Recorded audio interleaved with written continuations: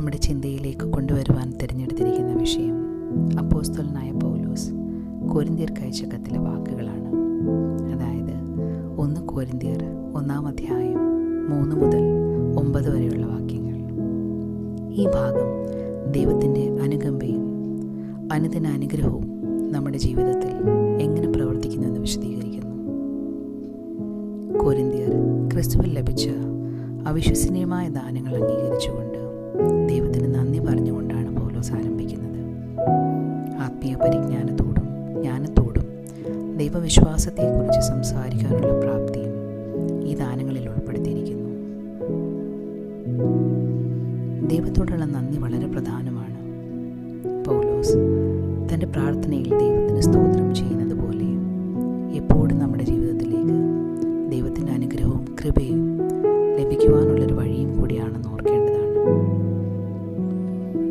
എപ്പോഴും എന്നുകൊണ്ട് അർത്ഥമാക്കുന്നത് ഒരു സ്ഥിരമായുള്ള ബന്ധം, ദൈവത്തോട് ചേർന്ന് നിന്നുള്ള ജീവിതം എന്നതാണ്. പൗലോസ് തൻ്റെ സഹോദരന്മാരെക്കുറിച്ച് എഴുതുമ്പോൾ അവരെ ദൈവത്തിൻ്റെ അനുഗ്രഹം കൊണ്ട് സമ്പന്നരായെന്നാണ് പ്രമേയിക്കുന്നത്.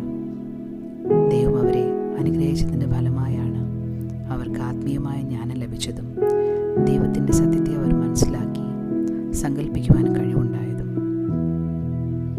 അവരെ അവരുടെ പരിശ്രമം അല്ലെങ്കിൽ സ്വയം പ്രാപ്തിയല്ല, എന്നാൽ ദൈവത്തിൻ്റെ കൃപയുടെയും ശക്തിയുടെയും ഫലമായി സമ്പന്നരായെന്നാണ് പൗലോസ് പറയുന്നത്.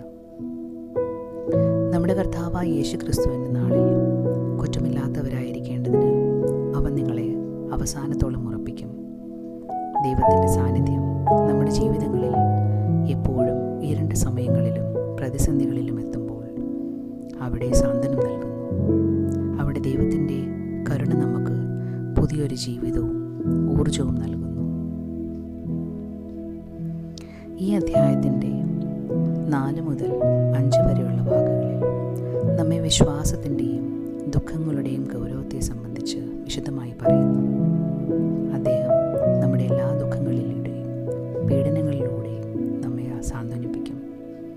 ദുഃഖം, വെല്ലുവിളി, പീഡനം ജീവിതത്തിൻ്റെ ഭാഗമായിരിക്കുന്നു.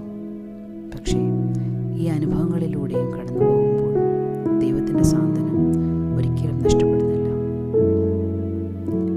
ഇന്ന് നമ്മുടെ എല്ലാ ദുഃഖങ്ങളും വെല്ലുവിളികളും ദൈവത്തിൻ്റെ സാന്നിധ്യത്തിലേക്ക് നമുക്ക് കൊണ്ടുവരുവാൻ സാധിക്കണം.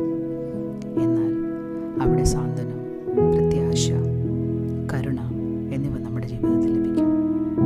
അതിനാൽ പ്രിയപ്പെട്ട സഹോദരങ്ങളെ, നാം ദൈവത്തിന് അനുഗ്രഹീതമായ കൃപയിലേക്കും അവൻ്റെ വിശ്വാസത്തിലേക്കും ഓരോ ദിവസവും ധൈര്യത്തോടെ ജീവിക്കുന്നതിന് നമ്മൾ ദൈവത്തിൻ്റെ വാഗ്ദാനങ്ങളുമായി മുന്നോട്ട് പോകുക.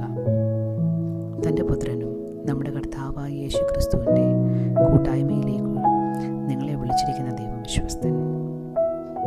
നമ്മുടെ ജീവിതം അത് ക്രിസ്തുവിൻ്റെ സാക്ഷ്യത്തോടു കൂടി ചേർന്ന്